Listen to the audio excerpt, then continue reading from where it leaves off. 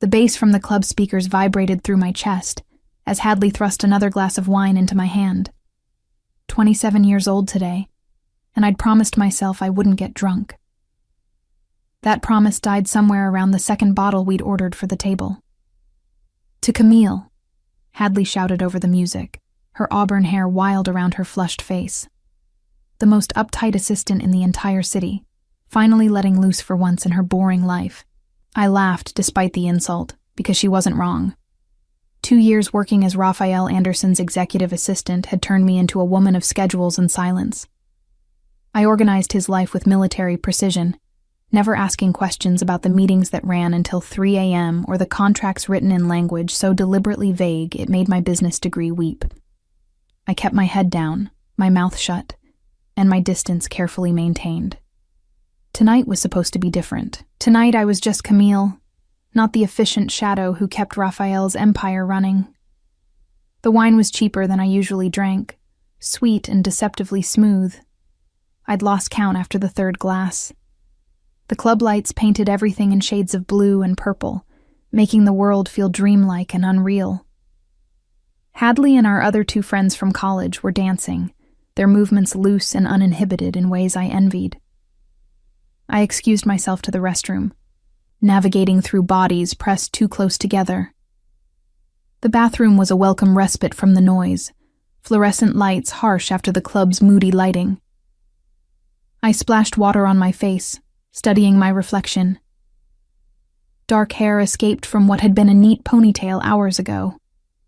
My carefully applied makeup had smudged slightly, giving me a softer appearance than my usual professional polish. When I reached for my purse to reapply lipstick, my hand met empty air. Panic cut through the wine-induced haze instantly. I spun around, checking the counter, the floor, inside the stall I'd just left. Nothing. My purse was gone. My breath came shorter as reality crashed down. Everything had been in that bag. My wallet with all my cards and cash. My keys to the apartment I'd spent 2 years saving to afford. My identification.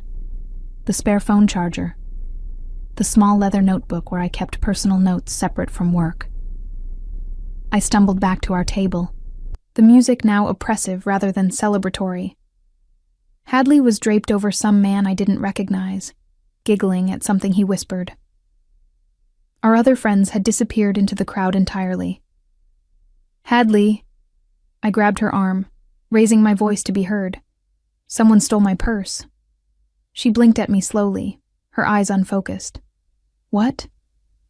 "My purse. It's gone. Everything was in it." "Oh no." Her expression showed concern, but her body language remained languid, uncoordinated. "Did you check the bathroom?" "Yes, it's not there." Frustration edged my voice. "I need to get home, but I don't have any money for a cab." Hadley fumbled for her own small clutch, nearly dropping it twice before managing to open it. She pulled out a crumpled $5 bill. "This is all I have left. We can split it?" $5 wouldn't get me across town. I didn't even have my keys if I somehow made it to my building. The reality of my situation settled over me like a weight. It was nearly 2 a.m. I was drunk, stranded, and vulnerable in a part of the city I didn't know well. I excused myself again, pushing through the crowd toward the exit where the air might be clearer. Outside, the October night was cold enough to make me wrap my arms around myself. My thin blouse and skirt had seemed adequate inside the overheated club, but offered no protection against the autumn wind. I pulled out the only thing I still possessed, my work phone. Raphael insisted I carry it at all times, a corporate leash I'd resented until this moment. The screen glowed bright in the darkness as I stared at it, my thumb hovering over his contact information. This was insane. I couldn't call my boss at 2 a.m. because I'd gotten drunk and lost my belongings. Raphael Anderson was a man who measured time in billable hours and efficiency metrics. He barely acknowledged my existence beyond the tasks I completed. Our relationship was strictly professional, bounded by contracts and corporate hierarchy. But I had no one else. My parents had passed years ago. I had no siblings. My friends were as drunk as I was, scattered across a club I couldn't even name with certainty. The wine in my system made everything feel both urgent and impossible. My fingers moved before my brain could stop them, typing out a message that sober Camille would never have sent. "Come get me." I stared at the words for what felt like an eternity. 2 words. No explanation, no context, just a plea from an employee who'd never asked her employer for anything beyond her salary. The wine made me brave or stupid, I wasn't sure which. I pressed send. The message showed as delivered, then read almost immediately. My heart hammered against my ribs as I watched 3 dots appear, indicating he was typing. They disappeared. Appeared again. Disappeared. Finally, a response. "Where are you?" My hands shook as I typed the club's name, which I had to step back inside to read from a flyer on the wall. When I returned outside, another message waited. "Stay visible. Outside if possible. 20 minutes. 20 minutes. He was coming. Raphael Anderson, the man who never arrived anywhere without advance notice and a detailed agenda, was driving across the city at 2 a.m. to collect his drunk assistant from a nightclub. I should have felt embarrassed. Should have been mortified by my unprofessional behavior. Instead, I felt a strange flutter of something I couldn't name as I waited on the curb, watching cars pass and checking my phone every 30 seconds. 18 minutes later, a sleek black car pulled up to the curb. I recognized it immediately as Raphael's personal vehicle, not one of the company cars he typically used. The passenger window rolled down, revealing his face in the glow of the streetlights. "Get in," he said simply. I climbed into the passenger seat, the leather still warm from the heater he must have been running. The interior smelled like his cologne, something subtle and expensive that I'd caught hints of when I entered his office with morning coffee or quarterly reports. He looked different than I'd ever seen him. His usually immaculate dark suit was rumpled, tie loosened, top button undone. His hair, normally styled with precision, fell slightly across his forehead. At 34, he maintained the kind of controlled appearance that came from discipline and money. Tonight, he looked almost human. "What happened?" he asked, pulling back into traffic with practiced ease. The combination of wine and relief made words spill out before I could filter them. "Someone stole my purse. Everything was in it. My wallet, my keys, my ID. I couldn't get home and my friends were too drunk to help and I didn't know who else to call and I'm sorry. I shouldn't have bothered you. This is completely inappropriate and unprofessional and... Camille." His voice cut through my rambling, not harsh but firm. "It's fine. Are you hurt?" The question surprised me. "No, just drunk and stupid." "Just drunk," he corrected. "Not stupid. You had one viable option and you took it. That's practical, not stupid." I turned to look at him properly for the first time. In 2 years of working together, I'd never seen this expression on his face. Something softer than the mask of corporate authority he wore like armor. "You were asleep, weren't you? I woke you up." "I don't sleep much." He changed lanes smoothly, heading toward the part of the city where I lived. "You said your keys were in the purse?" "Yes." The reality of that problem hit me freshly. "I can't get into my apartment." He was quiet for a moment, his jaw working as if considering options. "You'll stay at my place tonight. Tomorrow we'll deal with the locks and the rest of it." "I can't." I started to protest, but he cut me off. "Yes, you can. It's not a suggestion, Camille. It's 2 a.m., you're intoxicated, and you have nowhere else to go. We'll handle it like adults." He glanced at me briefly, before returning his attention to the road. "Have you eaten anything tonight besides alcohol?" The question made me realize how empty my stomach felt. "Not really. Some appetizers hours ago." He made a sound that might have been disapproval or concern. "I'll make you something when we get there. You need food and water before you sleep, or tomorrow will be miserable." The casual way he said it, as if taking care of his drunk assistant at 2 a.m. was a normal Tuesday night activity, made something warm spread through my chest that had nothing to do with the wine. We drove in silence for a while, the city lights blurring past the windows. I leaned my head against the cool glass, watching buildings slide by. Raphael's apartment was in the opposite direction from mine, in the part of town where old money and new power intersected. "I'm sorry," I said quietly, "for disturbing your night, for being unprofessional, for—" "Stop apologizing." His voice was gentle but firm. "You've worked for me for 2 years without a single mistake, without asking for anything, without causing a single problem. You're allowed one night where you need help." The words settled over me like a blanket. I'd never heard him speak to me this way, with this tone that suggested I was a person rather than a position.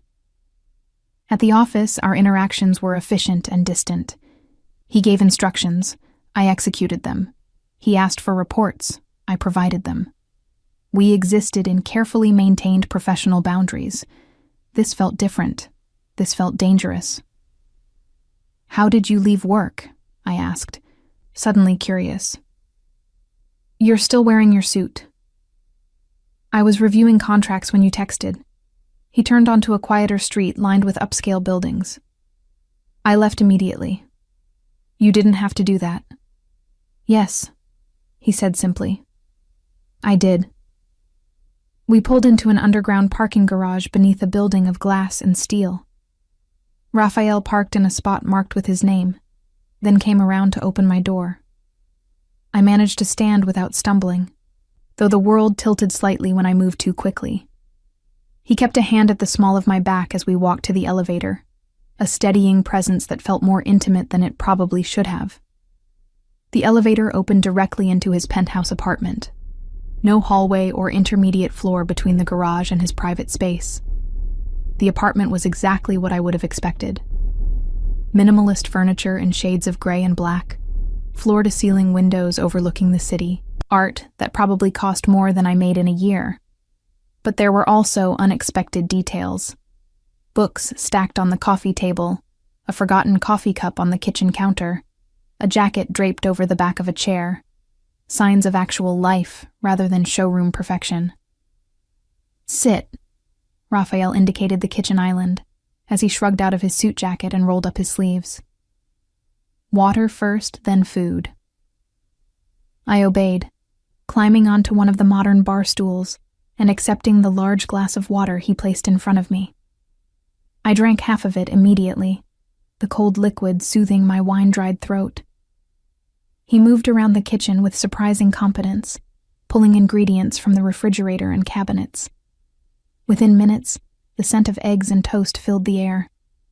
I watched him work. This man who controlled boardrooms and commanded million-dollar deals, making scrambled eggs in his home kitchen at 2:30 a.m. for his drunk assistant. "You cook," I observed, stating the obvious because my alcohol-fogged brain couldn't manage anything more profound. "I live alone. The alternative is starving or eating takeout every night." He plated the eggs and toast, setting them in front of me along with a fork. "Eat, all of it."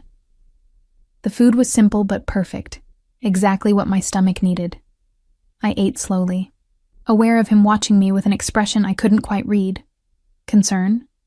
Curiosity? Something else entirely? "Thank you," I said between bites. "For coming to get me. For this." I gestured at the food. "For not being angry."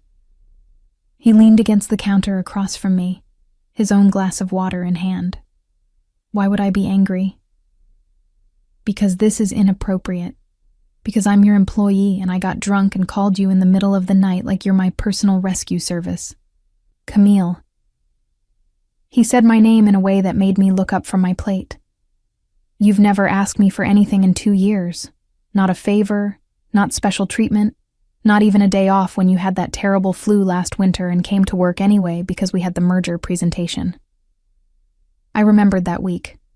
I'd been running a fever of 102, but the Westbrook merger had been the most important deal of Raphael's year. I'd taken cold medicine and powered through. That was my job, I said. No, that was you going beyond your job because you understood what was at stake. He set down his water glass. So when you send me a text at 2 a.m. asking for help, I don't question it. I come. The way he said it, simple and absolute, made my chest tighten. Why? The wine made me brave enough to ask. I'm just your assistant. Something shifted in his expression, a crack in the carefully maintained professional facade. You think that's all you are? The question hung in the air between us, heavy with implications I wasn't sober enough to fully process. I opened my mouth to respond, but he shook his head. Finish eating. We'll talk tomorrow when you're not drunk. I obeyed, cleaning my plate while he poured me more water. When I finished, the exhaustion hit me all at once. The emotional roller coaster of the evening combined with the wine and the late hour left me barely able to keep my eyes open. Raphael noticed immediately. Guest room is this way. I followed him down a hallway to a bedroom that was smaller than the master, but still more luxurious than my entire apartment. He pulled back the duvet on the bed, revealing pristine white sheets. Bathroom is through there. He pointed to a door. There's a new toothbrush in the drawer and anything else you might need. I'll leave some clothes outside the door for you to sleep in. Raphael. I caught his arm as he turned to leave, the first time I'd ever touched him outside of accidental contact while handing over documents. Thank you. Really. He looked down at where my fingers rested on his forearm, then back up to my face. For a moment, I thought he might say something significant, something that would change the careful balance of our relationship. Instead, he just nodded. Get some sleep, Camille. Tomorrow we'll fix everything. He left, closing the door quietly behind him. I stood there for a moment, processing everything that had happened. Then I used the bathroom, brushed my teeth with the promised new toothbrush, and found the clothes he'd left outside the door. A soft t-shirt and sleep pants that smelled faintly of his laundry detergent. I climbed into the bed, sinking into sheets with a thread count I could only dream of affording. The pillow was perfect, the room temperature ideal. But sleep didn't come immediately despite my exhaustion. Instead, I replayed the evening. The fear when I realized my purse was gone. The desperate decision to text Raphael. The way he'd come without hesitation, without judgment. The gentleness in his voice as he'd made me food and offered me shelter. The question he'd asked echoed in my mind. You think that's all you are? What else could I be? I was competent at my job, efficient and reliable. But I'd never thought of myself as anything more than a useful employee to Raphael Anderson. He was my boss, nothing more. Except tonight he'd felt like something else entirely. Tonight he'd felt like someone who cared. The thought scared me more than losing my purse had, because wanting anything from Raphael Anderson beyond a paycheck was dangerous territory. He was powerful, complicated, involved in business dealings I didn't fully understand. Getting close to him would mean stepping into a world I'd deliberately kept at arm's length. But as I drifted toward sleep in his guest room, wearing his clothes and full from the food he'd made, I couldn't deny the truth any longer. I'd been keeping my distance from Raphael for 2 years, not because I didn't care, but because I cared too much. Because every morning when I brought him coffee, every late night when we worked through contracts together, every rare moment when he smiled at something I said, I felt the danger of falling for a man I could never have. Tonight, that carefully maintained distance had shattered with 2 words. Come get me. And he'd come. Without hesitation, without questions, he'd driven across the city to save me. Tomorrow I'd have to face him sober. Tomorrow I'd have to rebuild the professional boundaries I'd maintained so carefully. Tomorrow I'd pretend this night had meant nothing. But tonight, as sleep finally claimed me, I let myself imagine a different possibility, a world where that question, you think that's all you are? had an answer that changed everything. I woke to sunlight streaming through unfamiliar windows and a headache pounding behind my eyes like a bass drum. For a disorienting moment, I couldn't place where I was.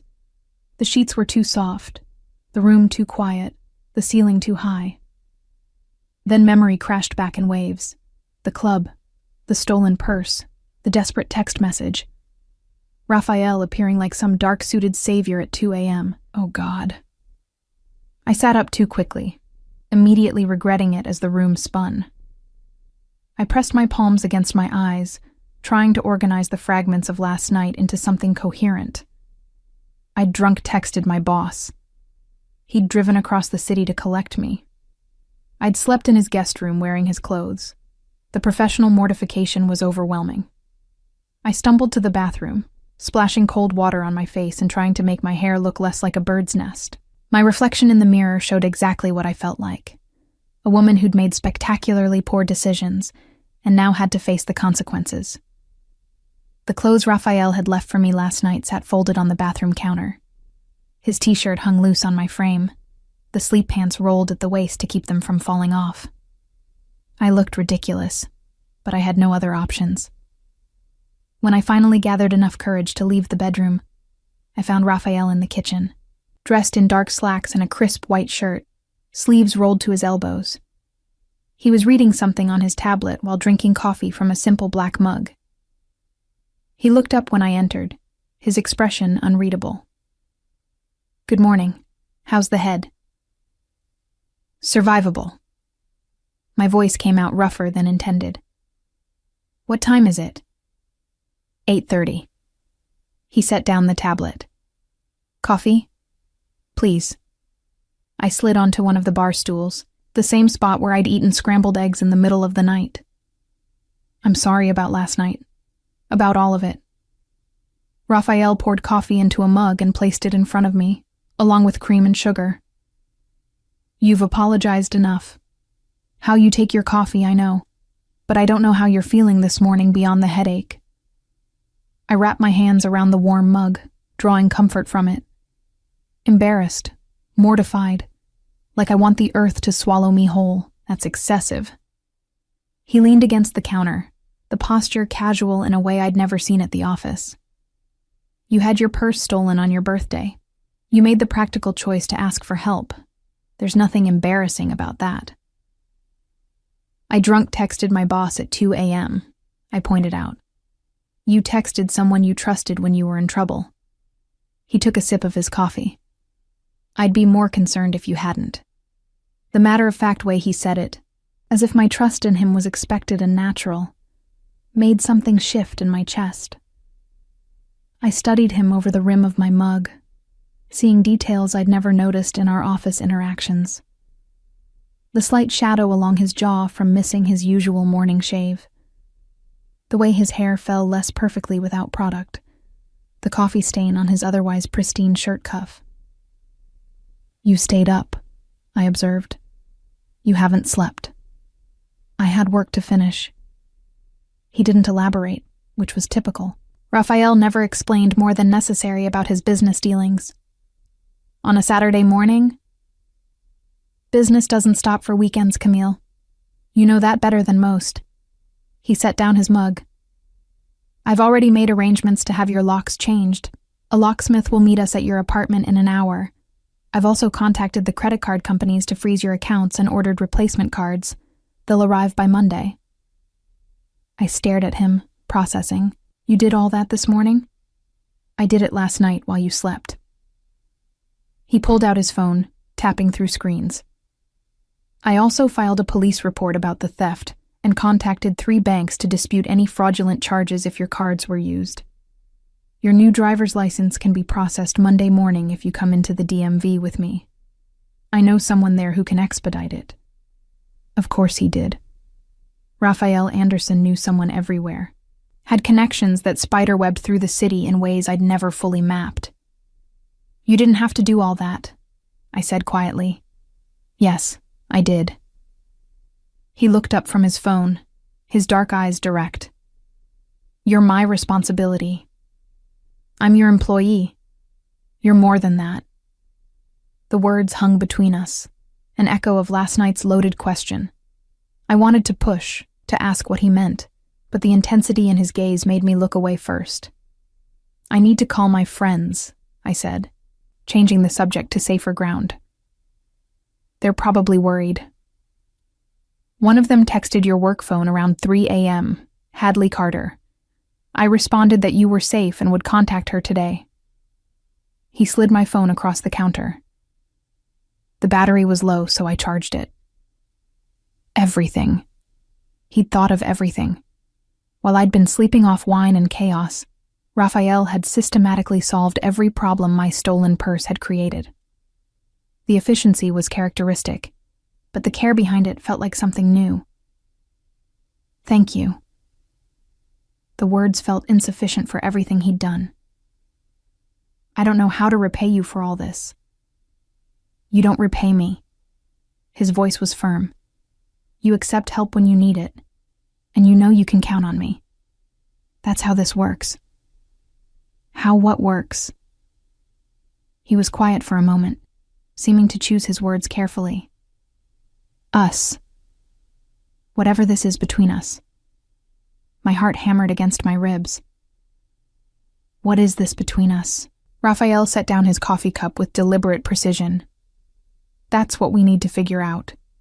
But not on an empty stomach. Breakfast first, then we'll deal with your apartment, then we'll talk." The promise of that conversation loomed over breakfast like a storm cloud, both terrifying and thrilling. He made omelets this time, moving through his kitchen with the same controlled efficiency he brought to everything. I watched his hands as he worked, capable hands that signed contracts worth millions, and apparently also whisked eggs. "You're staring," he observed without looking up. "Sorry." I wasn't, but social convention demanded I pretend. I just never pictured you as someone who cooks. Most people don't picture me as someone who does anything normal. He plated the omelet and set it before me. They see the suits and the boardrooms and assume that's all there is. "Is it?" I asked, then immediately regretted the boldness. But Raphael just smiled, a rare, genuine expression that transformed his typically stern face. "If it was, I wouldn't have left an important contract review at midnight to pick up my assistant from a nightclub." "Why did you?" The question emerged before I could stop it, raw and honest. "Really?" He sat across from me with his own plate, his eyes holding mine. "Because when I saw your text, the only thing I could think about was getting to you. Everything else stopped mattering." The confession hung in the air between us, more intimate than if he'd touched me. I set down my fork, my appetite forgotten. "Raphael, Eat first," he interrupted gently. "This conversation requires energy, and you need food."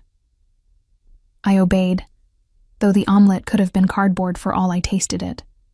My mind was spinning with implications, with possibilities I'd never allowed myself to consider. After breakfast, we took his car to my apartment across town. The drive was quieter than last night, tension replacing the wine-induced haze. Raphael kept his attention on the road, but I felt hyper-aware of his presence, of the small space separating us. My building looked shabbier in daylight than it had at night. The brick facade needed cleaning, the front door hung slightly crooked on its hinges, and the intercom system had been broken for months. Standing next to Raphael, seeing it through his eyes, I felt the full weight of the class divide between us. "It's not much," I said defensively. "It's yours." He helped me out of the car. That's what matters. The locksmith he'd arranged was already waiting, a competent-looking man with a van full of equipment.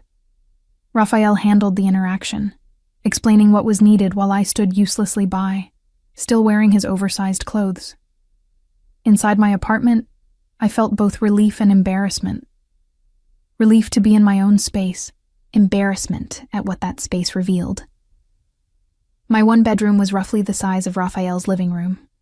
The furniture was secondhand, the walls thin enough to hear neighbors, the kitchen barely large enough for one person to move comfortably. Raphael didn't comment on any of it. He simply waited while the locksmith worked, standing by my small window that looked out at the building next door. "This is going to take about an hour," the locksmith announced. "You folks want to wait or come back?" "We'll stay," Raphael answered before I could respond. Once we were alone in my apartment, the space suddenly felt too small, too intimate. Raphael's presence seemed to fill every corner, making the familiar feel foreign. "You can sit," I offered, gesturing to my worn couch. He sat, but his posture remained alert rather than relaxed. I perched on the opposite end, maintaining distance. "We should talk," he said finally. My heart rate picked up. "About what?" "About why you waited 2 years to ask me for help with anything." His gaze was direct, unflinching. "About why you've kept me at arm's length despite spending more time with me than with anyone else in your life." The observation cut too close to truth. "You're my boss. Professional boundaries are important." "They are," he agreed. "But that's not why you've maintained them so carefully. You've been afraid." "Of what?" "Of this." He gestured between us. "Of admitting there's something here beyond professional obligation." I couldn't breathe properly. "Raphael, let me finish." His voice was gentle but firm. "I hired you 2 years ago because your resume was perfect. You were efficient, qualified, exactly what I needed. But within the first month, I realized I'd made a mistake." The words felt like a punch to the stomach. "You want me to resign?" "No." He leaned forward, his intensity focused entirely on me. I realized I'd hired someone I couldn't stop thinking about.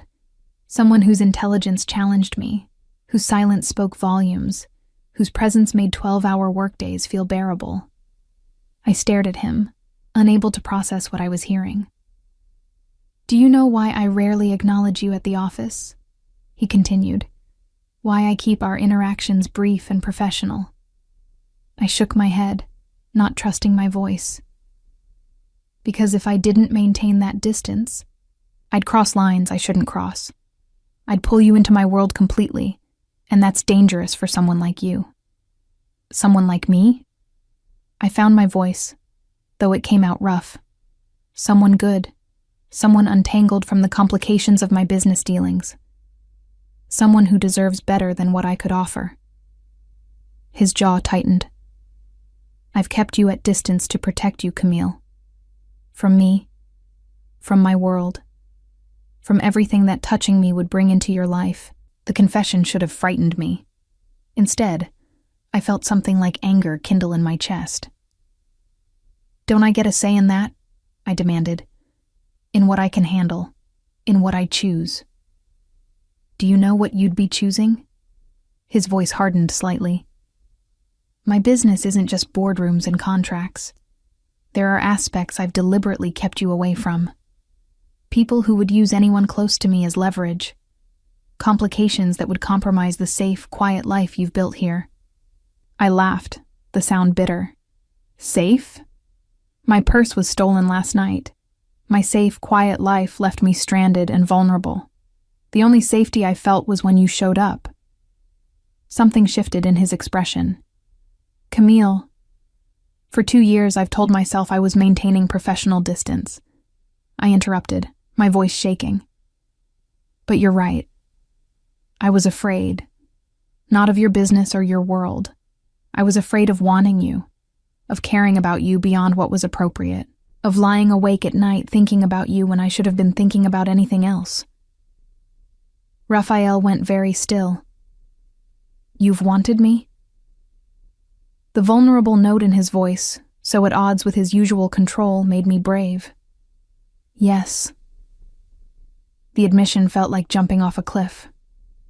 Every day, every late night we've worked together, every brief moment you've smiled at something I said, every time your hand brushed mine passing documents.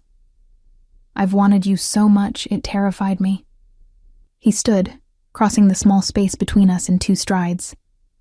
I looked up at him, my heart hammering. "If we do this," he said, his voice low. "There's no going back to how things were. No pretending. No more distance." "I don't want distance," I whispered. "Not anymore." His hand came up to cup my face, thumb brushing across my cheekbone with unexpected gentleness. "I can't promise easy, Camille. My life is complicated." "I don't need easy."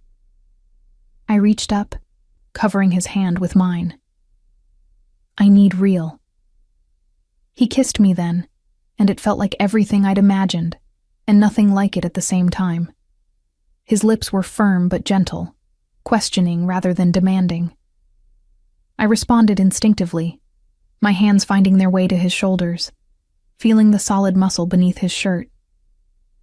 When we broke apart, both breathing harder, he rested his forehead against mine. "This changes everything," he murmured. "I know." And I did. There would be no going back to simple professionalism, no pretending Monday morning that this hadn't happened. "Is that okay?" "It's terrifying." His honesty made me smile. "And necessary. I've been half alive for 2 years, Camille. Watching you, wanting you, denying myself because it seemed right. Last night when you texted me, I realized I don't want to be noble anymore. I want to be selfish."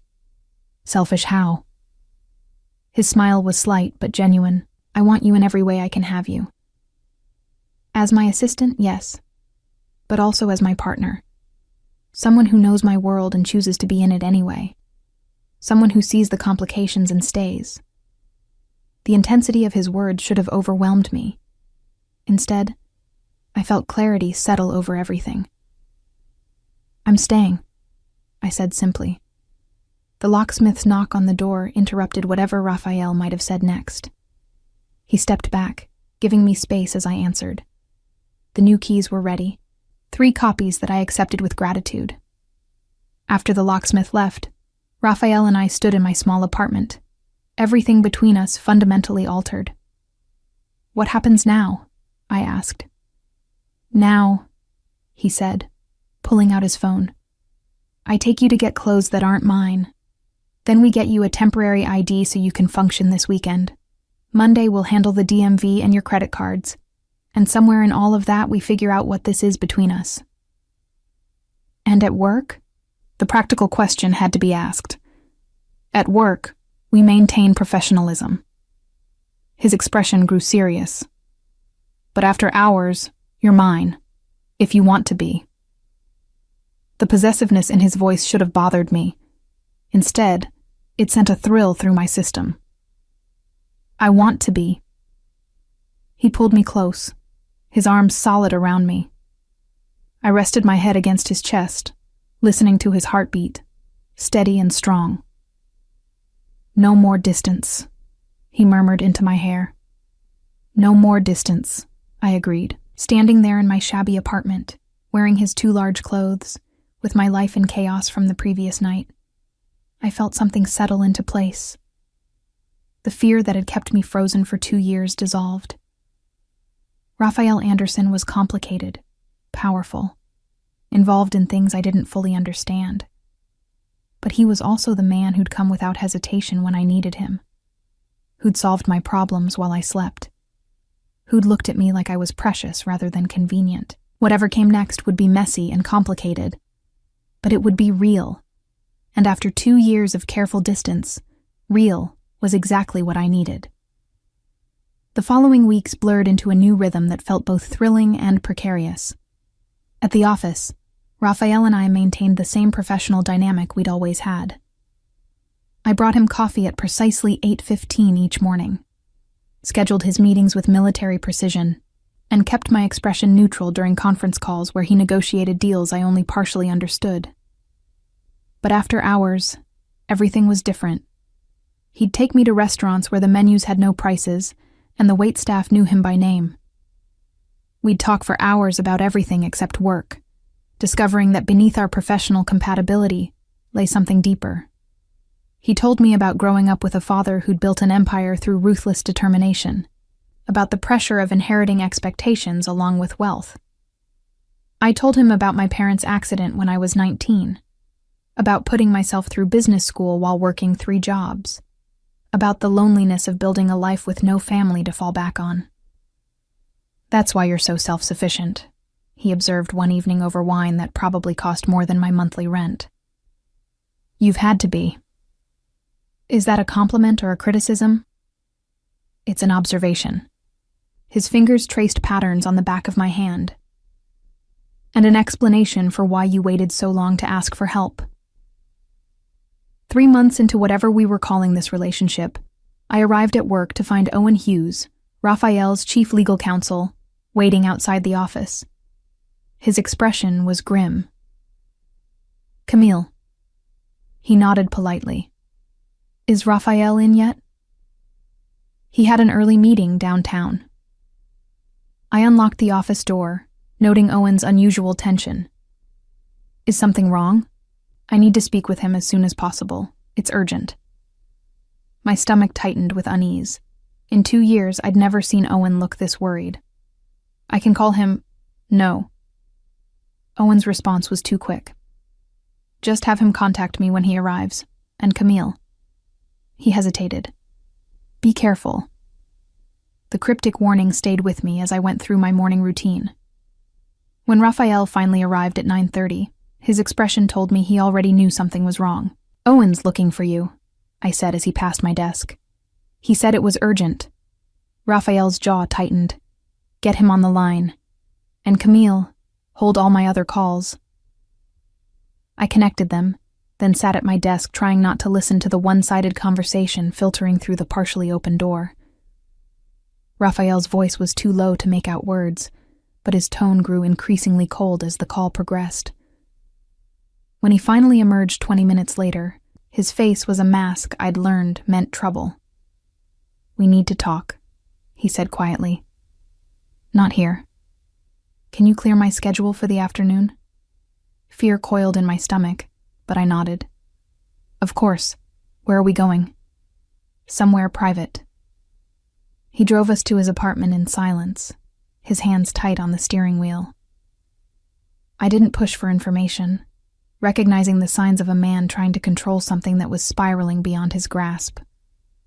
Once inside his penthouse, he poured himself a drink despite the early hour. "Wesley Graham is making a move against me." The name meant nothing. Who? Competitor, rival, enemy. Raphael's laugh was bitter. "Pick whichever description fits best. He's been trying to take over segments of my business for years. Owen just informed me that Wesley's been gathering evidence of certain irregularities in my operations." The careful word choice made my stomach drop. "What kind of irregularities?" Raphael was quiet for a long moment, staring out at the city spread below his windows. When he finally spoke, his voice was carefully controlled. "Money moves through my companies in ways that aren't always straightforward. Contracts get structured to benefit parties who remain anonymous. Deals happen that look clean on paper but serve purposes beyond what's documented." "You're talking about money laundering." The words came out flat, stating what I'd suspected but never wanted to confirm. "Among other things." He turned to face me. "I've never lied to you about what I am, Camille. I told you my business was complicated, that there were aspects I kept you away from. So you've been protecting me from the truth." Something cold settled in my chest. "While I've been organizing your calendar and filing your contracts, you've been running operations that could send you to prison. It's not that simple." "Then explain it to me." I stood, anger overriding fear. "Make me understand how the man who makes me breakfast and talks about building a future together is the same man who's apparently involved in criminal activities." Raphael set down his drink with deliberate care. "My father built this empire in a different time, when the lines between legal and illegal were more blurred. When he died, I inherited not just businesses but obligations. Relationships with people who don't accept being cut off, deals that can't be unwound without consequences." "So you just continued?" My voice rose. "You could have walked away, Cleaned everything up. And do what? His voice hardened. Watch everything my father built collapse? Leave the people who depend on me vulnerable? It's easy to judge from the outside, Camille, but the reality is more complicated than your moral absolutes allow for. The words stung because part of me understood. I'd seen enough of Raphael's world to know it wasn't simple, that power came with obligations that couldn't be easily discarded. But understanding didn't mean accepting. What does Wesley Graham want? I asked, trying to focus on the immediate problem. To destroy me. Raphael's expression was bleak. He's been feeding information to federal investigators, building a case that could take down not just me, but everyone connected to my operations. Everyone? The implication hit me. Including the people who work for you? Potentially, yes. His gaze was direct. Which is why I'm telling you this now. You need to decide whether you can live with who I am, what I do. Because if Wesley succeeds, association with me will become dangerous. I sank back onto the couch, my mind racing. What can you do? Can Owen defend you? Owen's a lawyer, not a magician. If Wesley has solid evidence, legal defense only goes so far. Raphael moved to sit beside me. But there might be another option. What option? Fight back. His voice was cold. Wesley's not clean either. No one at our level is. If I can find his vulnerabilities before he exposes mine, I might be able to force a stalemate. The calculated way he said it made me realize how different his world truly was from mine. This wasn't about right or wrong. It was about power, leverage, survival. What would that look like? I asked quietly. Fighting back? Digging into his operations, finding the irregularities he's hidden, building a case of mutually assured destruction so he backs off. Raphael's hand found mine. It would require resources, time, and someone I trust absolutely to help coordinate it. Understanding dawned. You want me to help. I need you to help. His grip tightened. You know my operations better than anyone except Owen. You've seen the files, organized the meetings, connected the pieces. You're the only person I trust with this. The request should have horrified me, should have sent me running from his apartment and his life. Instead, I felt something else entirely. A fierce protectiveness that overrode my moral reservations. If I help you, I said slowly, I'm complicit. I become part of whatever you're doing instead of just adjacent to it. Yes. He didn't soften the truth. And if this goes wrong, you could face consequences too. Which is why I'll understand if you want to walk away now. I'll give you a generous severance, excellent references, and ensure you're completely separated from anything that might implicate you. It was the second time he'd offered me an out, an escape from the complications of his world. The first time, I'd chosen to stay for selfish reasons, for the connection between us. This time, the stakes were infinitely higher. I thought about the past 3 months, the way Raphael looked at me like I was the only real thing in his carefully constructed world. The conversations that lasted until dawn, the feeling of being seen completely for the first time in my life, the terror of losing him. What do you need me to do? I asked. Relief and something like pain crossed his face. Are you sure? No. My honesty made him smile slightly. But I'm staying anyway. Tell me what you need. Over the next hour, Raphael explained his plan. Wesley Graham's empire, like Raphael's, had been built on a foundation that wouldn't withstand close scrutiny. There were shell companies, offshore accounts, deals structured to hide their true nature. The key was finding enough evidence to create leverage. Owen's people are already digging, Raphael explained, spreading documents across his dining table. But they're approaching it from a legal angle. What I need is someone who can see the patterns, connect the administrative threads. That's where you come in. I studied the documents, seeing immediately what he meant. Legal investigation focused on proving specific crimes. What Raphael needed was the kind of comprehensive organizational mapping I'd been doing for his companies for 2 years. "I can do this," I said, confidence growing as I saw the scope of the project. "But I'll need access to more than just what's in the office. Your personal files, the documents you keep separate." "Done." He didn't hesitate. "Anything you need." We worked through the afternoon and into the evening, Raphael ordering food we barely touched while I began building a database of Wesley Graham's business structure. It was like assembling a puzzle where half the pieces were deliberately mislabeled. Around midnight, Raphael's phone rang. He glanced at the screen, his expression darkening. "I need to take this." He stepped into his bedroom, leaving me alone with the scattered documents. I heard his voice rise, sharp and cold, speaking in rapid sentences I couldn't quite make out. When he returned 15 minutes later, his face was pale. "What happened?" I asked. Wesley made his move. Raphael's voice was tight. "Federal investigators just raided 3 of my facilities. They'll be coming here next, probably tomorrow." My blood ran cold. "What does that mean?" "It means we're out of time." He moved to his safe, pulling out a laptop I'd never seen before. "Everything we need is in here. Financial records, correspondence, the real structure of my operations. I've kept it separate from the office systems." He handed me the laptop, and I understood immediately.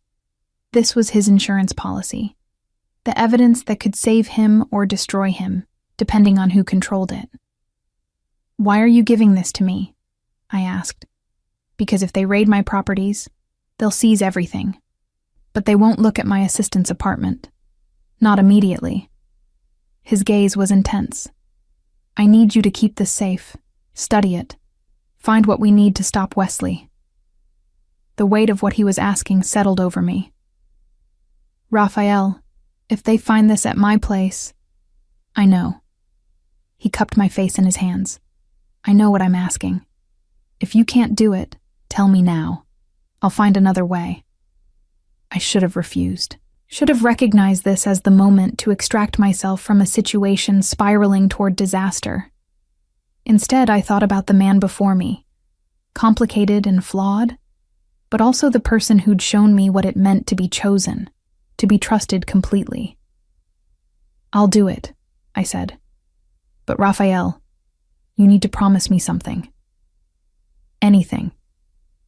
"No more secrets.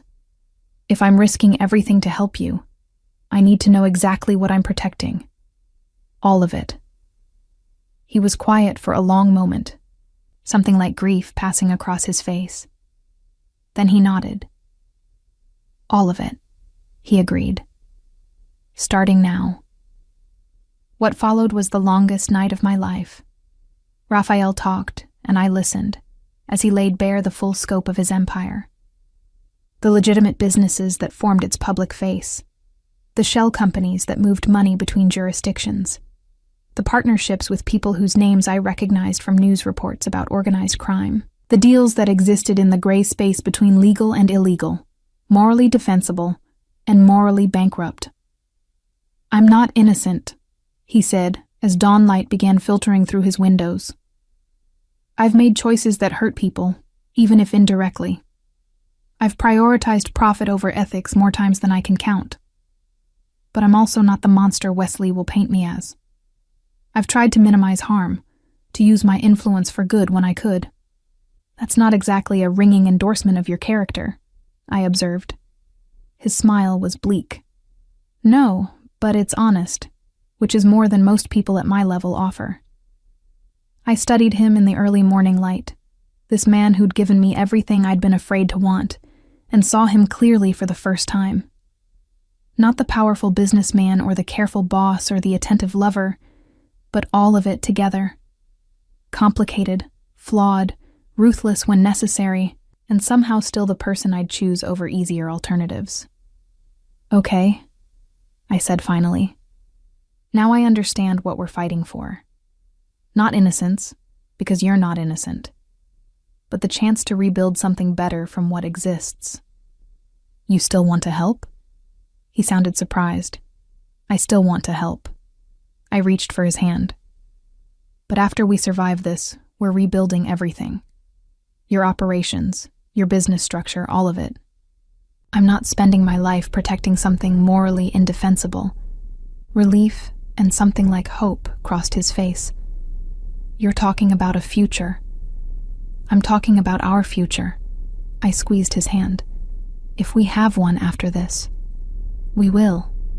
The determination in his voice was absolute. Whatever it takes, Camille, we will.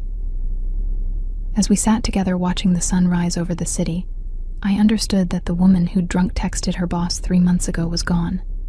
In her place was someone who'd chosen to step fully into Raphael's complicated world, who'd decided that loving him meant accepting all of him, darkness included.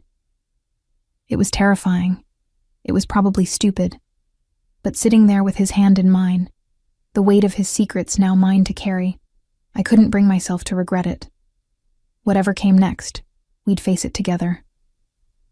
I'd been staring at Raphael's secret laptop for 6 hours straight when my doorbell rang at 2 a.m. My tiny apartment had been transformed into a makeshift war room. Documents spread across every surface. Multiple screens displaying financial records that would send most people running to federal authorities. Instead, I was running toward becoming an accessory. I checked the peephole, my heart hammering. Raphael stood there, still in his suit from earlier, his expression grim. I opened the door quickly. They raided the office, he said without preamble, stepping inside. Seized everything. Computers, files, my personal effects. Owen's trying to limit the damage, but we're officially under investigation. I absorbed the information, my legal analyst brain already cataloging implications. Did they come here? Not yet. They're working through my properties in order of obvious connection. You're my employee, but not someone they'd prioritize immediately. He looked around at my organized chaos. What have you found? I gestured to my makeshift command center. Wesley Graham is smarter than we thought. His company structure is layered like an onion, each shell protecting another shell. But he got cocky. I pulled up a document on my laptop. 3 months ago, he acquired a logistics company in Delaware. On paper, it looks clean. But if you trace the ownership backward through 4 holding companies, it connects to a freight operation that's been flagged by customs 17 times for suspicious shipments. Raphael leaned over my shoulder, studying the screen. Can you prove the connection? Not yet, but I found the pattern. I showed him the web of companies I'd mapped. He's using the same structure in 4 other acquisitions. Once I document all of them, we can show a systematic pattern of hiding ownership to evade oversight. That's good. He straightened. But we need more than pattern matching. We need evidence of actual criminal activity. I know. I rubbed my tired eyes. I've been trying to find his financial irregularities, but he's buried them well. Every transaction I trace leads to another dead end. Raphael was quiet for a moment. What if you're looking at the wrong transactions? What do you mean? You're approaching this like a corporate investigation, looking for financial crimes, tax evasion, fraud. He sat beside me. But Wesley's real vulnerability isn't his money. It's his ambition. I turned to face him fully. Explain. Wesley wants what I have.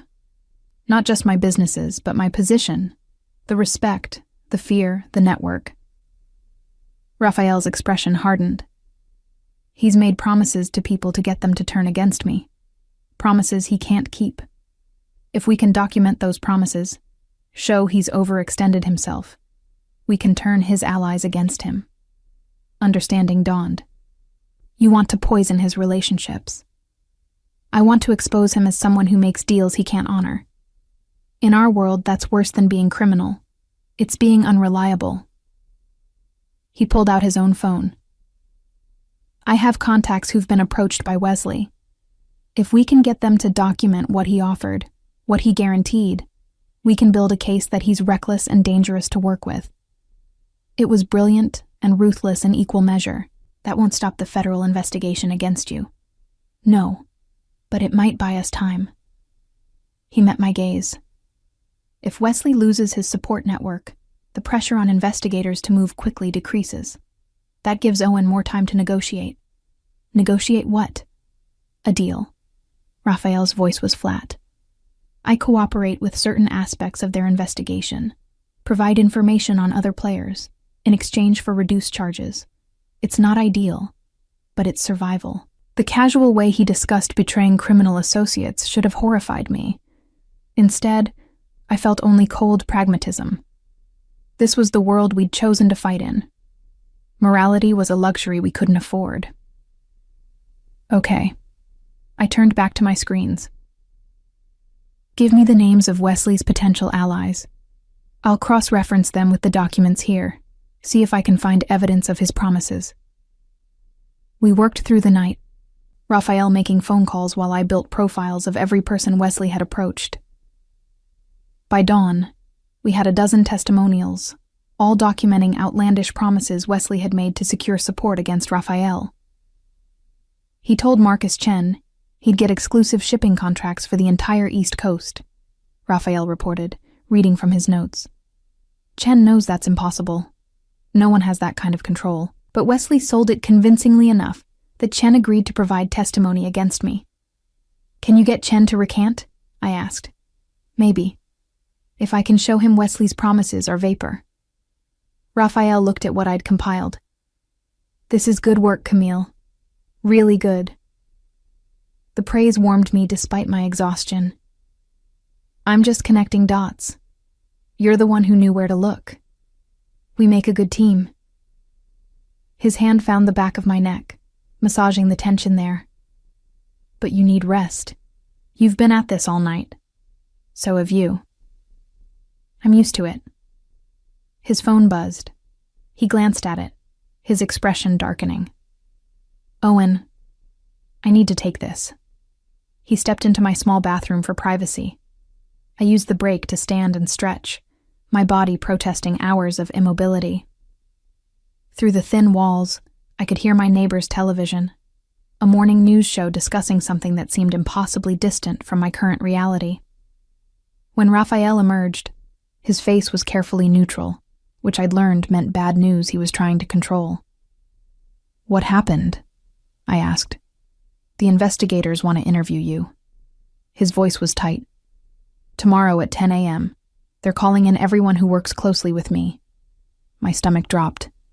What should I tell them? The truth, mostly. He moved closer. You're my assistant. You organize my schedule, file my paperwork, handle routine correspondence. You don't know the details of my business dealings beyond what's necessary for your job. But I do know. I gestured at the laptop surrounding us.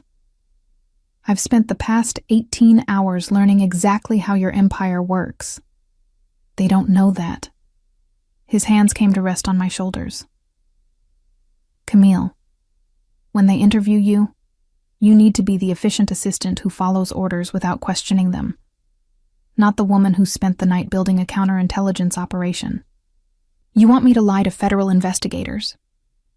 I want you to protect yourself. His grip tightened slightly. This is already dangerous enough. If they realize how deeply you're involved in helping me, you could face charges too. The concern in his voice was genuine, but so was my understanding of the situation. If I lie and they catch me, it's worse than if I'm honest about being your assistant but vague about details. Then be vague. He pulled me closer. Be the woman who shows up, does her job well, and goes home without involving herself in anything questionable. I stopped being that woman the moment I agreed to help you, I pointed out. Raphael's expression softened. I know, and I'm sorry for putting you in this position. Don't apologize for something I chose. I rested my forehead against his chest. Just tell me how to get through tomorrow without making things worse. We spent the next hour rehearsing, Raphael playing the role of hostile investigator, while I practiced answering questions in ways that were technically truthful, but revealed nothing useful. It felt like learning a new language, one where every word had to be weighed for potential consequences. "What is your relationship with Mr. Anderson?" Raphael asked in a cold, official tone. "He's my employer. I've been his executive assistant for 2 years. And outside of work?" I hesitated, and Raphael broke character. "That's where it gets tricky. They'll have seen us together at restaurants, maybe even have photos. Denying a personal relationship will backfire if they have evidence. So I admit we're involved?" "You admit to a professional relationship that evolved into something personal." He chose his words carefully. "But you maintain that you know nothing about the business aspects they're investigating. Your relationship is separate from his work." Will they believe that? Probably not. His honesty was brutal. But it's defensible. A lot of people date their bosses without becoming involved in criminal enterprises. The clinical way he said it made me laugh despite the situation. "Is that what we're doing? Dating?" "That's the least complicated word for it." A slight smile crossed his face. "Among other options that would sound worse to federal investigators." My phone buzzed with a calendar reminder I'd set days ago. Raphael's mother's birthday was in 2 days. The normalcy of the reminder in the midst of our current crisis felt surreal. "Your mother's birthday is Wednesday," I said. "Did you want me to order flowers like last year?" Raphael blinked, clearly having forgotten entirely. "Camille, we're in the middle of a federal investigation. My mother's birthday is the least of our concerns. Maintaining normalcy is important. I made a note to order flowers anyway. If you suddenly stop doing routine things, it looks like consciousness of guilt." He studied me with an expression I couldn't quite read. "How are you this calm?" "I'm not calm. I'm terrified." I met his gaze steadily. "But falling apart won't help either of us, so I'm focusing on what I can control." "Which is?" "Preparing for tomorrow, building our case against Wesley, keeping your life running despite the chaos." I gestured at my organized documents. "Being useful." Raphael pulled me into a kiss that tasted like desperation and gratitude in equal measure. "You're more than useful. You're essential." The words settled over me with unexpected weight. Essential. Not just to his business operations, but to his survival. The responsibility should have crushed me. Instead, it crystallized my resolve. "Then let's make sure we both survive this," I said against his lips. We spent the rest of the day preparing. Raphael made calls to his various contacts, carefully repositioning alliances and testing loyalties.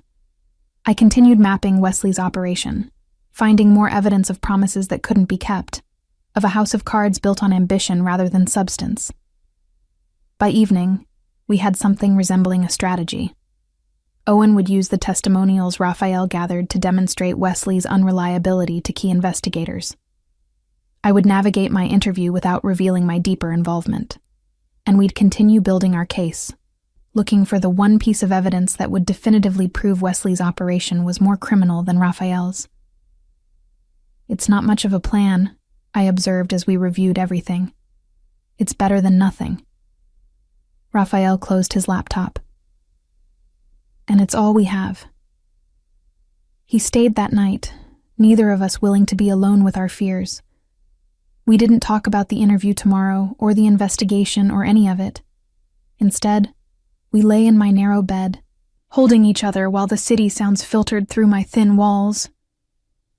"Camille," Raphael said into the darkness, "if tomorrow goes badly, if they arrest me or charge you, don't." I pressed my fingers against his lips. "We'll deal with whatever happens when it happens. Tonight, we're just 2 people who chose each other." His arms tightened around me. "I don't deserve you." "Probably not." I smiled against his shoulder. "But you have me anyway." Sleep came in fits and starts, anxiety making rest nearly impossible. Every time I dozed off, I dreamed of cold interrogation rooms and questions I couldn't answer. When my alarm finally went off at 7 a.m., I felt like I'd been awake all night. Raphael made me breakfast while I showered and dressed in my most professional outfit. A navy suit I'd bought for job interviews years ago, conservative and forgettable. I needed to look like someone's assistant, not someone's partner in counterintelligence.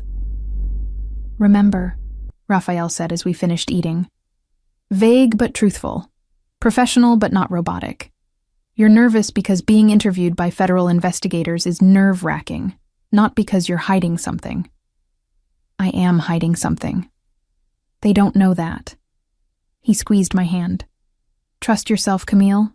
You're smarter than anyone in that room will expect." The words carried me through the morning as I took a cab to the federal building downtown. Raphael couldn't accompany me without making things look worse. I was on my own. The waiting room was sterile and cold, designed to make people uncomfortable. I sat with my hands folded, practicing the breathing techniques Raphael had taught me, projecting calm I absolutely didn't feel. "Ms. Reyes?" A woman in a severe suit appeared in the doorway. "We're ready for you." I followed her into an interrogation room that matched every television show I'd ever seen. Metal table, uncomfortable chairs, mirror that was obviously one-way glass. 2 investigators waited, a man and a woman, both with expressions of professional neutrality.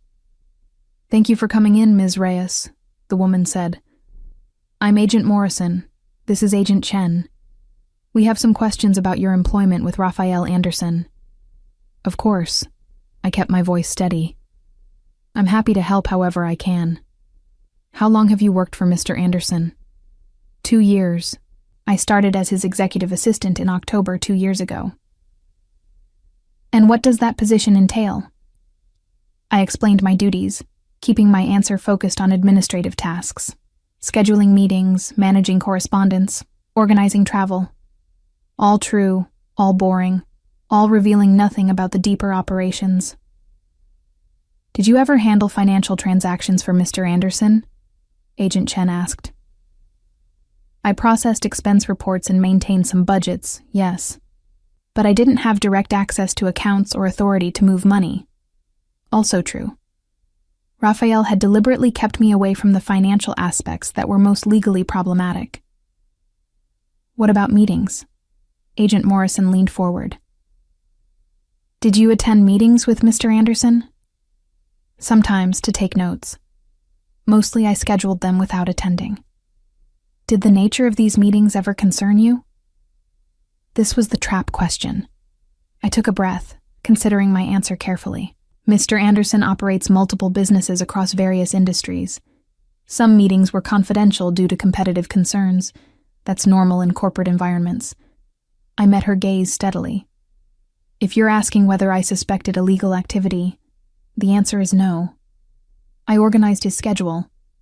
I didn't have insight into the strategic or legal implications of his business decisions." The lie tasted bitter, but it was defensible. A good assistant wouldn't question their employer's dealings beyond what was necessary for their job. The interview continued for another hour, Agent Morrison and Agent Chen probing for weaknesses in my story, trying to find inconsistencies or admissions. I stuck to my carefully rehearsed responses, playing the role of efficient employee who knew her place. Finally, Agent Morrison closed her notebook.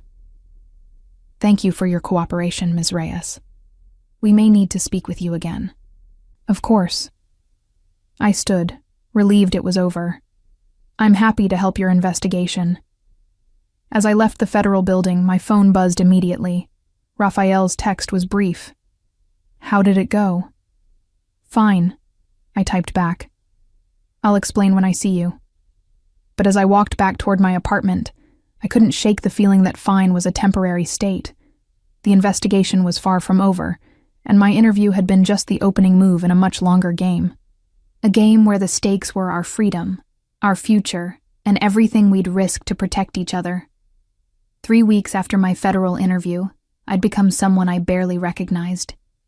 By day, I maintained my role as Raphael's assistant, showing up to the office that had been partially returned to us after the initial raid. By night, I transformed into something else entirely. Strategist, investigator, the person building the case that might save us both. The toll showed in the mirror each morning. Dark circles shadowed my eyes despite concealer. I'd lost weight from skipped meals and stress. My hands trembled when I held coffee cups, a constant reminder of the adrenaline that had become my baseline state. Raphael noticed, of course. He noticed everything about me now. "You need to rest," he said one evening as we reviewed documents in his apartment. It had become our routine, working until midnight or later, then falling into exhausted sleep, tangled together like we could protect each other from what was coming. "I'll rest when this is over." I highlighted another suspicious transaction in Wesley Graham's financial records. "Look at this." He moved $3 million through a shell company in the Caymans, the same week he promised Marcus Chen exclusive shipping contracts.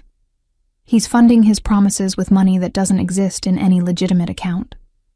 Raphael studied the document, his expression calculating. "Can you trace where the money came from?" "Not yet, but I'm getting closer." I pulled up another screen. He's been moving funds between accounts so quickly that he's leaving digital fingerprints. He thinks he's being clever, but he's actually creating a trail. "How long until you can document the complete pattern?" "Maybe a week, 2 at most." I rubbed my temples, fighting off the headache that had been my constant companion. The question is whether we have that much time. Raphael's phone buzzed. He glanced at it, his face hardening. "Owen. He's been in negotiations with the federal prosecutors." "And?" "They're offering a deal. I provide detailed testimony about my operations and associates in exchange for reduced charges. 3 years minimum, possibly 5 depending on what they can prove." The numbers hit me like a physical blow. 3 to 5 years. Raphael in prison, his empire dismantled, everything we'd been fighting for destroyed anyway. "No." The word came out fierce. "There has to be another option." "Camille." "No," I repeated, standing up from the table. "We're not done yet. I'm close to proving Wesley's entire operation is fraudulent. Once we have that, once we can show the investigators that he's been manipulating them, using them to take you down while he's running something worse. Even if we prove that, it doesn't make what I've done legal." Raphael's voice was gentle but firm. "At best, it creates reasonable doubt. At worst, we both go down for different crimes. Then we make sure it's not worst case." I moved to stand before him. "Raphael, I didn't quit my safe job and risk federal charges to watch you take a plea deal. We're smarter than Wesley Graham. We just need to prove it." Something shifted in his expression, pride mixing with concern. "When did you become so ruthless?" "The moment I chose you over easy." I leaned down, kissing him with an intensity born of desperation and determination. "Now stop talking about prison and help me find the connection we're missing." We worked until 3 a.m., fueled by coffee and stubbornness. And finally, buried in a subsidiary company's quarterly report, I found it. "Raphael." My voice was sharp with excitement. "Look at this." He came to stand behind me, reading over my shoulder. "What am I looking at?" "This logistics company Wesley acquired 3 months ago? The one I flagged for suspicious customs reports?" I pointed at a line item in their expenses. "They're paying rent on warehouse space in New Jersey. But according to public records, that warehouse is owned by the Volkov family." Raphael went very still. "The Volkovs. You know them?" "Everyone in our world knows them." His voice was grim. "Russian organized crime. They've been trying to expand into legitimate shipping for years. If Wesley's in business with them, then he's involved with people far more dangerous than anything you've done." I pulled up more documents. "And look at this. The rent payments started small, but they've tripled in the past month. Wesley's not just using their warehouse. He's partnering with them." Raphael's mind was already racing ahead. "If we can prove that connection, If we can show investigators that Wesley is actively working with known organized crime figures, then suddenly your financial irregularities look a lot less interesting than his alliance with the Russian mob. I finished his thought. But we need solid proof. More than just rent payments. I might know someone who can help with that. Raphael pulled out his phone, scrolling through contacts. Dmitry Petrov. He used to work for the Volkovs before he went independent. If anyone would know about their business arrangements, it's him. Can you trust him? No. Raphael's answer was honest. But I can pay him, which in our world is more reliable than trust. The meeting with Dmitry Petrov was arranged for 2 days later at a restaurant so exclusive it didn't have a sign. Raphael insisted I come along, saying Dmitry was more likely to be forthcoming if he understood we were serious. Dmitry turned out to be a compact man in his 50s, with cold eyes and an accent that made his English sound like a threat. He greeted Raphael with the familiarity of old acquaintances who'd never been friends. Raphael Anderson. Dmitry's smile showed too many teeth. I hear federal investigators are very interested in you these days. And I hear you're no longer employed by the Volkov family. Raphael's tone matched Dmitry's casual danger, which means you might be interested in information that benefits us both. Perhaps. Dmitry's gaze shifted to me, assessing. And who is this? My associate.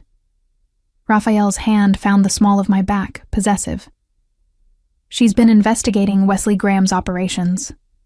Ah, Wesley. Dmitry's expression soured. Ambitious man, too ambitious, makes promises he cannot keep. Like promises to the Volkovs? I asked, finding my voice despite my nerves. Dmitry studied me with new interest. You are perceptive.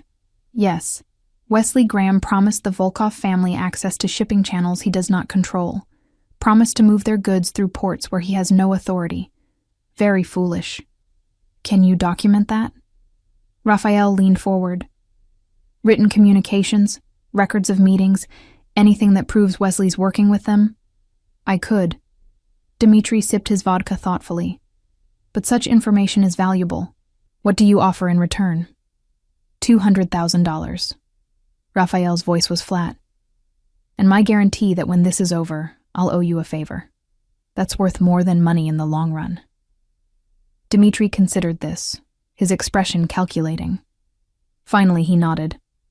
300,000. And you introduce me to your federal contacts. I have information about other Volkov operations that might interest them. Information that could make me valuable as informant. You want witness protection. I understood immediately. I want insurance policy. Dmitry's smile was cold. Working for Volkovs is profitable until they decide you know too much. I would prefer to retire with my throat uncut. Raphael and I exchanged glances. This wasn't what we'd expected, but it might actually be better. If Dmitry became a federal informant specifically about the Volkovs, his testimony about Wesley's connection to them would carry official weight. Deal, Raphael said. But we need the documentation within 48 hours. You will have it. Dmitry stood, extending his hand. Pleasure doing business with you, Raphael Anderson. I hope we both survive what comes next. After he left, I let out the breath I'd been holding. Did that really just happen? Welcome to my world. Raphael's expression was somewhere between amused and grim, where alliances shift faster than you can track them, and everyone's playing 3 different games simultaneously. I hate your world. I know. He pulled me closer. But you're very good at navigating it anyway. The documents Dmitry provided 48 hours later were everything we'd hoped for and more. Detailed records of Wesley's promises to the Volkovs. Communications showing he'd guaranteed them access to shipping routes he didn't control. Financial transfers that proved the partnership went far beyond simple warehouse rental. This is it, I said, reviewing the files for the 3rd time. This is what we need. Owen Hughes agreed when we brought him the evidence. For the first time since the investigation began, hope flickered in his expression, If we present this correctly, he said, spreading the documents across his conference table, we can argue that Raphael was a target of convenience. Wesley needed him removed to expand his own criminal enterprise with the Volkoffs. The federal investigation has been weaponized by someone far more dangerous than their original target. Will they believe that? I asked. They'll have to investigate it. Owen's smile was sharp. And once they start investigating Wesley's Volkov connection, Raphael's financial irregularities become secondary. Especially if we offer Raphael's cooperation in building a case against actual organized crime. So, instead of being the target, I become the witness. Raphael's voice was flat. I still have to testify, still have to burn bridges and make enemies. Yes. Owen didn't soften the truth. But you do it from outside a prison cell, and you get to rebuild afterward. Raphael was quiet for a long moment. Then he looked at me. What do you think? The question surprised me. You're asking my opinion? You're the one who built this case, who found the connections, who convinced me to fight instead of accepting defeat. His gaze was intense. So yes, I'm asking your opinion. Is this the right move? I thought about everything we'd been through. The late nights, the fear, the risk we'd both taken. I thought about the empire Raphael had inherited and the choices he'd made to protect it. I thought about the future we might still have if we survived this. I think, I said carefully, that you've been trying to maintain something built on a foundation that was always going to crack. Your father's empire, his methods, his compromises. This is your chance to start over, to build something new that's actually yours. And if that means betraying people who trusted my father, your father's debts aren't yours to pay forever. I moved closer to him. At some point, you have to choose his legacy or your future. You can't have both. Raphael absorbed this, his jaw working. Finally, he turned to Owen. Set up the meeting. I'll cooperate. But I want immunity for Camille. Complete and total immunity. Whatever she's done to help me, it gets erased. Raphael, I started to protest. Non-negotiable. His voice was firm. She's brilliant and brave and deserves better than federal charges for helping me survive my own mistakes. Make it happen, Owen. Owen nodded. I'll add it to the negotiations. The federal prosecutors agreed to meet 1 week later. In the interim, Raphael systematically began dismantling the more questionable aspects of his operations. Shell companies were dissolved. Problematic partnerships quietly ended. Financial structures reorganized to be as transparent as possible. I should have done this years ago, he admitted one evening as we reviewed the changes. Built things right from the start instead of inheriting my father's compromises. You're doing it now. I squeezed his hand. That counts. The night before his meeting with federal prosecutors, neither of us could sleep. We lay in Raphael's bed, holding each other in the darkness, both knowing everything was about to change. Whatever happens tomorrow, Raphael said quietly, I want you to know something. What? I hired you because your resume was perfect, efficient, qualified, exactly what I needed. His fingers traced patterns on my shoulder, but I kept you because you made me want to be better. Not just better at business, but better as a person. You saw potential in me I'd forgotten existed. Tears pricked my eyes. Raphael, let me finish. His voice was gentle. Tomorrow I might lose everything. My company, my reputation, my freedom if the deal falls through. But if I keep you, if you still choose me after all of this, then I haven't really lost anything that matters. I turned to face him in the darkness. I'm not going anywhere. Promise me. His voice held vulnerability I'd never heard before. Promise that no matter what happens tomorrow, we stay together. I promise. I kissed him, tasting salt from tears I wasn't sure were his or mine. We started this together. We'll finish it together. The next morning, Raphael dressed in his most conservative suit, armor for the battle ahead. I went with him to Owen's office, where the federal prosecutors would present their final offer. Agent Morrison and Agent Chen were already there, along with their supervisor and 2 attorneys from the Justice Department. The room felt crowded and tense. Mr. Anderson. The supervisor, a stern woman named Williams, nodded to Raphael. We've reviewed the evidence you provided about Wesley Graham's operations. It's concerning. Concerning enough to reconsider your case against me? Raphael's voice was controlled. Concerning enough to discuss alternatives. Williams opened a folder. We're prepared to offer full immunity in exchange for your complete cooperation in investigating Graham's connection to the Volkov organization. That includes detailed testimony, access to your records, and ongoing consultation as we build our case. And Camille? Raphael gestured to me. Ms. Reyes receives immunity as well? Williams glanced at me briefly. Ms. Reyes hasn't been charged with anything. She won't be charged with anything, Raphael said firmly. That needs to be in writing. Complete immunity for any assistance she provided me during your investigation. Agent Morrison looked like she wanted to object, but Williams raised a hand. Fine. We'll include her in the immunity agreement. But Mr. Anderson, you need to understand what cooperation means. We'll need names, documents, testimony about everyone you've worked with. People will go to prison based on what you tell us. I understand. Raphael's voice was steady. Some of those people deserve to go to prison. Others are just trying to survive in a complicated world. I'll help you tell the difference. The negotiation continued for another 3 hours, attorneys on both sides hammering out details and protections. By the time we left Owen's office, Raphael had signed agreements that would reshape his entire life. How do you feel? I asked as we stood on the sidewalk outside. Like I just burned down everything my father built. He looked up at the sky, clear and bright despite the autumn chill, and strangely okay about it. What happens now? Now, he said, taking my hand.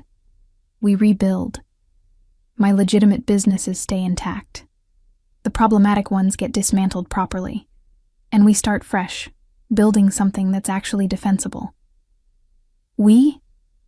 I emphasized the word. He turned to me, his expression more open than I'd ever seen it. You've been my partner through the worst of this. Why would I want anyone else beside me for what comes next?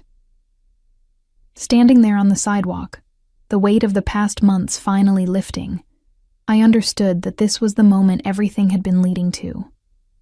Not the dramatic rescue or the desperate investigation, but this quiet acknowledgement that we'd become something neither of us had planned. Okay, I said simply. Let's build something better. Raphael kissed me there on the busy sidewalk, neither of us caring who saw. When we finally broke apart, both of us were smiling. There's something I need to do first, he said. Come with me. He drove us to a part of the city I didn't recognize, stopping in front of a small jewelry store tucked between a bakery and a bookshop. Inside, the proprietor greeted Raphael like an old friend. Mr. Anderson, I've been expecting you. The jeweler produced a small velvet box, just as you specified. Raphael opened the box, revealing a ring that took my breath away. Not ostentatious or massive, but perfect. A single diamond set in a delicate band that looked like it had been designed specifically for my hand. He turned to me, the box still open. I had this made 3 weeks ago, before we knew how the investigation would end. Because regardless of what happened with federal prosecutors, or Wesley Graham or any of it, I knew I wanted forever with you, My heart hammered against my ribs. Rafael, Camille Reyes. He took my hand, his voice steady despite the emotion in his eyes. You're the bravest, most brilliant person I've ever met. You've stood with me through darkness, helped me find light, and made me believe I could be better than my worst choices. Will you marry me? I should have worried about timelines or propriety or any number of practical concerns. Instead, I thought about the man before me, flawed and complicated, but also honest in ways that mattered most. Someone who'd trusted me with his darkest secrets, and then worked to become worthy of that trust. Yes, I said, tears streaming down my face. Yes, absolutely yes. He slid the ring onto my finger, and it fit perfectly. Of course it did. Raphael never did anything without meticulous planning. We stood there in the small jewelry store, holding each other while the proprietor beamed and the world continued outside. Tomorrow would bring new challenges. The investigation would continue. Raphael's testimony would make enemies, and rebuilding his empire from more ethical foundations would be complicated and difficult. But we'd face it together. Not as boss and assistant, not even just as partners, but as something deeper. Two people who'd chosen each other through the worst and were ready to build the best. The next 6 months transformed everything. Wesley Graham was arrested on 12 federal charges, including racketeering, conspiracy to commit fraud, and partnership with known organized crime figures. The evidence we'd compiled, combined with Dmitry Petrov's testimony and Raphael's cooperation, built a case so airtight that Wesley's lawyers advised him to take a plea deal. 20 years minimum. The man who'd tried to destroy Raphael ended up destroying himself. Raphael's testimony proved invaluable to federal investigators, helping them understand the complex web of relationships and obligations that defined the world he'd inhabited.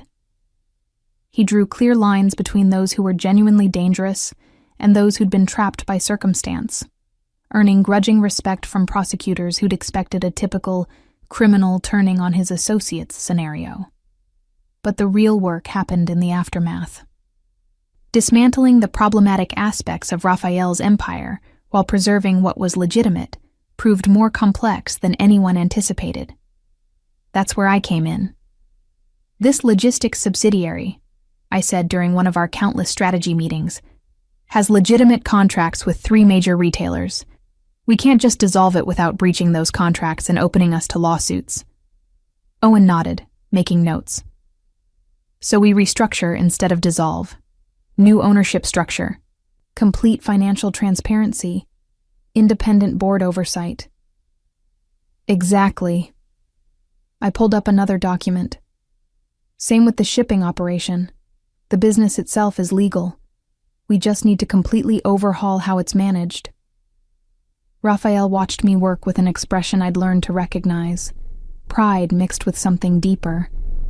We'd been engaged for 4 months, but we'd postponed wedding planning until the worst of the legal complications were resolved. You're brilliant at this, he observed after Owen left. I'm organized. I closed my laptop. There's a difference. No, you're brilliant. He pulled me onto his lap, a gesture that had become natural over months of working side by side. You see patterns and possibilities I miss. You understand how to rebuild structures I only knew how to inherit. I kissed him, soft and brief. We make a good team. The best team. His arms tightened around me. Which is why I have a proposition for you. Another one? I raised an eyebrow. You've already convinced me to marry you and restructure your entire corporate empire. What's left? Partner with me. Officially. He shifted so we were face to face. Not as my assistant or my fiancé Rosie, though you're both of those. As my business partner, co-CEO of the new Anderson Enterprises. I stared at him. Raphael, I don't have the capital to... I'm not asking you to buy in. I'm offering you equity as recognition of what you've already contributed. His expression was serious. Everything we've rebuilt, you've been essential to. The new corporate structure, the ethical oversight, the relationships with legitimate partners who actually trust us now. That's your work as much as mine. People will say you're just giving it to me because we're engaged. Let them say whatever they want. His voice was firm. I know the truth. You've earned this position. You've proven yourself more capable than anyone I've ever worked with. And frankly, I trust your judgment more than my own at this point. The offer was staggering. Not just the financial implications, but what it represented. Raphael was proposing we build something entirely new together, a true partnership in every sense. On one condition, I said finally, name it. We establish real oversight. Board members who aren't on your payroll, independent auditors who report publicly, complete financial transparency. I met his gaze steadily. If we're rebuilding, we do it right. No shadows, no compromises. Something like relief crossed his face. I was hoping you'd say that. Were you testing me? No. I was making sure we were aligned. He kissed me gently. I don't want to build another empire that requires constant defending. I want to build something we can be proud of. Then yes. I smiled. I'll be your partner. The announcement of my promotion from assistant to co-CEO caused exactly the stir Raphael had predicted. Business journalists questioned my qualifications. Social media speculated about nepotism and inappropriate relationships. Several of Raphael's former associates called to express concern that he was making emotional decisions rather than strategic ones. Raphael's response was characteristically direct. He released a statement detailing my role in restructuring the company, including specifics about the systems I'd designed and the relationships I'd rebuilt. He provided testimony from Owen and other executives about my competence, and he made it clear that anyone who couldn't accept my position was welcome to sever their business relationships with Anderson Enterprises. You didn't have to do all that, I said after reading his statement. Yes, I did. He was reviewing contracts at his desk, now our desk. In the office, we'd redesigned to accommodate both of us. I won't have people dismissing your achievements because they're uncomfortable with our relationship. Some of them have legitimate concerns about professional boundaries. And I address those by providing evidence of your qualifications. He looked up. Camille, you need to stop minimizing your own abilities. You're not my assistant anymore. You're my equal partner. Start acting like it. The bluntness made me laugh. That's quite a tone to take with your fiancé Key and business partner. Someone has to push you past your imposter syndrome. But he smiled, though I'll try to be more diplomatic in board meetings. Adjusting to the new dynamic took time. I'd spent 2 years deferring to Raphael professionally, and shifting to actual partnership required conscious effort. But gradually I found my footing. In board meetings, I challenged his proposals when I disagreed. In negotiations, I presented my own strategies, rather than simply supporting his. In the office, we shared, we debated and compromised, and occasionally argued like actual equals. The business community's perception shifted too, as people realized I wasn't just a decorative partner, but someone who genuinely understood corporate restructuring and ethical business practices. Trade publications started asking for my perspective on business ethics. I was invited to speak at conferences about rebuilding trust after crisis. You're becoming famous, Raphael teased one evening, reading an article that quoted me extensively about corporate transparency. I'm becoming useful, I corrected. There's a difference. You've always been useful. He pulled me closer on the couch where we'd been reading. Now you're just useful to more people. 6 months into our partnership, Anderson Enterprises had transformed entirely. The problematic subsidiaries were gone, restructured or sold to legitimate buyers. The remaining operations operated with transparency that would have been unthinkable in the old regime. Profits were down initially, but stabilizing as we built relationships with partners who valued ethical operations. We're going to be fine, Owen reported during a quarterly review. Not as profitable as the old structure, but sustainable and defensible. You've built something legitimate. We've built something legitimate, I corrected, gesturing to Raphael. This wasn't just me. It mostly was you, Raphael said honestly. I was willing to rebuild. You knew how to actually do it. The wedding planning finally began in earnest as our legal and business complications resolved. We'd originally discussed something small, but my practical nature clashed with Raphael's desire to celebrate properly. I want people to see us, he explained one evening as we reviewed venue options. Not hiding, not apologizing for what we are. I want to marry you in front of everyone who matters and declare that I'm the luckiest man alive. His romantic streak, rarely shown publicly, still surprised me sometimes. You know I don't need the grand gesture. I know. He kissed my temple. But I do. Let me give you this. We compromised on an elegant ceremony at a historic venue downtown. Not ostentatious, but undeniably significant. I invited the handful of friends who'd stuck with me through the chaos. Raphael invited the business associates who'd proven loyal during the investigation, plus Owen and the few family members he'd remained close to. One person was conspicuously absent from both lists. Did you invite your mother?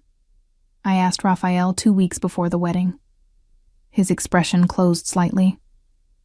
No. Raphael? She made her position clear when the investigation started. His voice was flat. She said I'd dishonored my father's legacy, that I'd betrayed everything he built. She hasn't spoken to me since. I'd known his relationship with his mother was strained, but not the extent of the break. I'm sorry. Don't be. He pulled me closer. She chose his memory over her living son.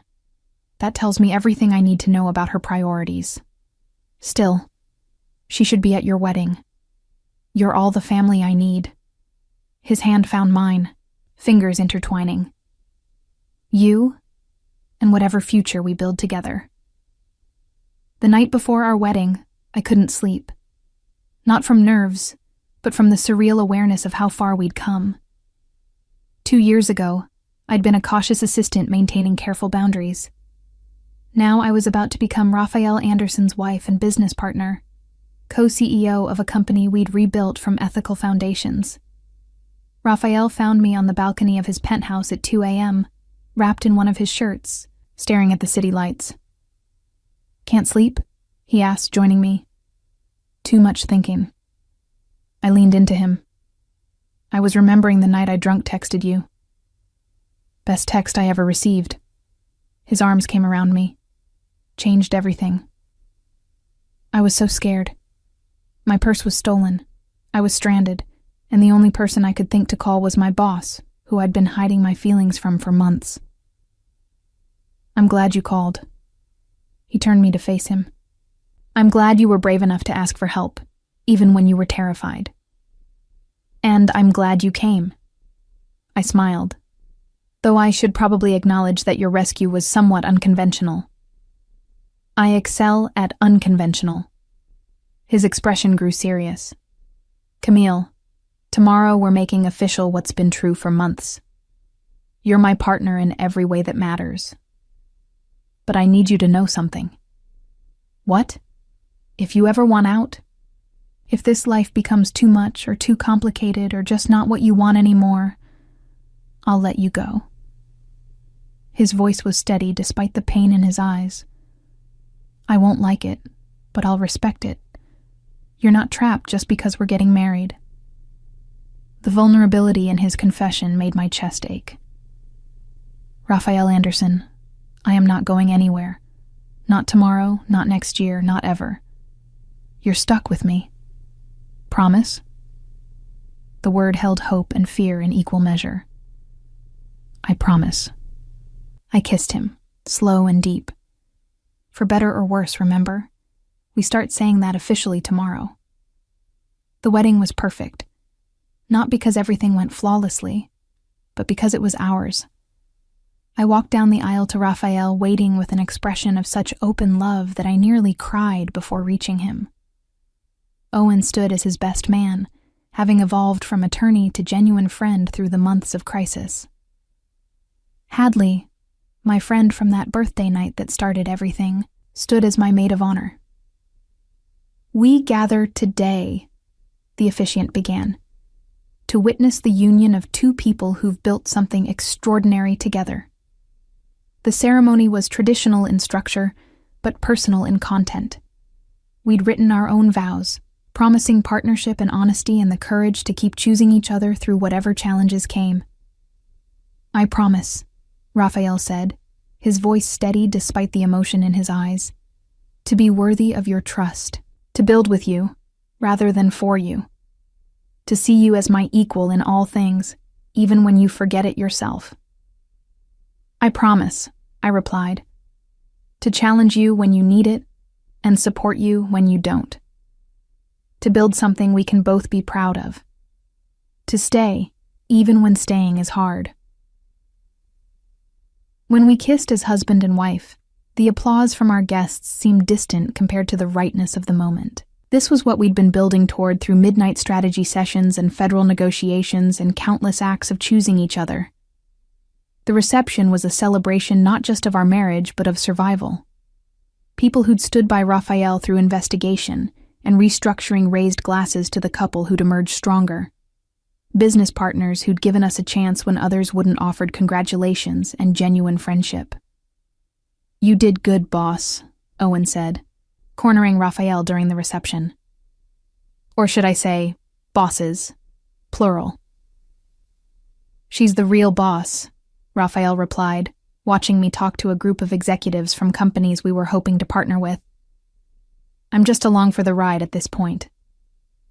"You know that's not true." Owen's expression grew serious. "What you've built here, both of you, it's remarkable. Legitimate, ethical, and still profitable. Your father would be disappointed." Raphael's voice was flat. "But I'm okay with that. I'd rather have this than his approval." Later, as Raphael and I danced to our first song as husband and wife, he pulled me closer. "No regrets?" he murmured against my hair. "Not one." I looked up at him. "You?" "Only that I didn't crash that birthday party and kidnap you 2 years earlier." His smile was genuine. "Would have saved us a lot of unnecessary distance." The distance was necessary. I rested my head on his shoulder. "We weren't ready for this then. We are now." 6 months after the wedding, we celebrated another milestone. Anderson Enterprises posted its first profitable quarter under the new ethical structure. Not as profitable as the old regime's peak, but sustainable and growing. "We did it," I said, reviewing the financial reports in our shared office. "You did it," Raphael corrected. "I just signed where you told me to. That's not true, and you know it." "Fine." He pulled me from my chair into his lap, a habit from our early days that we'd never broken. "We did it together. Happy?" "Very." I kissed him. Though we should probably maintain more professional boundaries in the office. We're married co-CEOs. I think that ship has sailed. The phone rang before I could respond. Raphael answered, his expression shifting from relaxed to alert as he listened. "When?" he asked. A pause. "We'll be right there." "What happened?" I asked as he ended the call. "Wesley Graham wants to talk to us." Raphael's voice was carefully neutral. "His attorney reached out to Owen. He's asking for a meeting." Wesley had been in federal custody for 8 months, awaiting trial that kept getting postponed. I hadn't thought about him in weeks, focused on building rather than fighting. "Why would he want to talk to us?" I asked. Only one way to find out. 2 days later, we sat in a federal facilities conference room, waiting for Wesley Graham to be brought in. Owen sat beside us, his presence both professional support and legal protection. When Wesley finally appeared, flanked by guards, I barely recognized him. The confident rival who'd tried to destroy Raphael had been replaced by a man who looked decades older, his expensive suit hanging loose on a frame that had lost significant weight. "Raphael." Wesley's voice was hoarse. "Mrs. Anderson?" The use of my married name felt deliberate, acknowledging what he'd tried to prevent. I said nothing, waiting. I asked for this meeting, Wesley continued, because I owe you an apology. Raphael's expression remained impassive. I'm listening. I spent years trying to take what you had, your business, your position, your respect. Wesley's hands were clasped on the table between us. I told myself I was fighting corruption, that taking you down would be justice. But the truth is, I was jealous. You had something real. Real power, real relationships, real legacy, and I wanted to destroy it because I couldn't build it myself. The confession hung in the air. I watched Raphael process it, his face revealing nothing. Is this supposed to make me forgive you? Raphael asked finally. No. Wesley shook his head. Nothing makes what I did forgivable. I just wanted you to know that I see it now. I see what I destroyed. Not just your old empire, but the possibility of my own future. I lost everything trying to take yours. You lost everything, I said quietly, speaking for the first time, because you partnered with criminals and made promises you couldn't keep. Raphael didn't destroy you. You destroyed yourself. Wesley's gaze shifted to me. You're right. And that's the hardest part. If I'd focused on building something legitimate instead of tearing down what you had, I might actually have succeeded. Instead, I'm going to prison for 20 years while you two are building exactly what I claim to want. The irony wasn't lost on any of us. Why tell us this? Raphael asked. What do you want? Nothing. Wesley's smile was bitter. I can't ask for anything. I just wanted you to know that you won. Not because you were more ruthless or better connected. Because you were willing to change. To become better. I never learned that lesson. After the meeting, Raphael and I sat in the car outside the federal facility, processing. Do you believe him? I asked. I believe he's had time to reflect on his mistakes. Raphael started the engine. Whether that translates to genuine change, or just regret at getting caught, I don't know. Does it matter? Not really. He pulled onto the highway. He's going to prison. We're going home. The story's already over for him. Ours is just beginning. That evening, we returned to the penthouse where this had all started. The same apartment where Raphael had brought me after my drunk text, where we'd planned our counterattack against Wesley, where we'd slowly transformed from boss and assistant into partners. I have something for you, Raphael said after dinner. He led me to his home office, where a large gift-wrapped package waited. I opened it carefully, revealing a leather portfolio embossed with our names. Inside were documents. Deeds, contracts, articles of incorporation for a new charitable foundation. What is this? I asked, reading. The Reyes Anderson Foundation. Raphael's voice was soft. Dedicated to helping people in crisis. Legal assistance, financial support, protection for those who need it. I looked up at him, tears pricking my eyes. Raphael, you asked for help once when you were stranded and scared. I want to build something that ensures others can ask for help too. That they don't have to be alone when their lives fall apart. The gesture was so perfectly Raphael, practical and romantic in equal measure, addressing both immediate needs and long-term vision. We'll fund it together, he continued. Run it together. Make it something that actually makes a difference. Consider it my apology for all the nights you've lost sleep cleaning up my messes. I kissed him, tasting salt from tears I wasn't sure were his or mine. You know I don't regret any of it. I know. His arms tightened around me. But I regret putting you through it. So let me build something good from all the bad. Let me turn your drunk text into something that helps others. We stood there in his office, holding each other. The foundation documents scattered around us like promises of better futures. 2 years after that birthday night when everything changed, I stood on the balcony of our penthouse, watching the city wake up. Behind me, Raphael was still sleeping, exhausted from yesterday's board meeting where we'd announced the Foundation's first major initiative. My phone buzzed with a text from Hadley. 2 years since your birthday disaster. Should we celebrate with another club night? I promise to guard your purse this time. I smiled, typing back. Dinner instead? Somewhere quieter. I'll bring my husband. Husband. The word still felt new and precious, even after months of using it. Raphael emerged onto the balcony, wrapping his arms around me from behind. What are you thinking about? How much has changed? I leaned back against him. 2 years ago, I was a cautious assistant hiding my feelings. Now I'm married to my former boss, running a company we rebuilt together, about to launch a foundation that might actually help people. Any regrets about that drunk text? His voice held amusement. Not even one. I turned in his arms. Best mistake I ever made. It wasn't a mistake. He kissed my forehead. It was the bravest thing you'd ever done. Asking for help when you needed it. Trusting me when you had every reason not to. And you came. The simple truth still amazed me. Without hesitation. Always will. His voice was firm with promise. That's what partnership means. You text, I come. No matter what.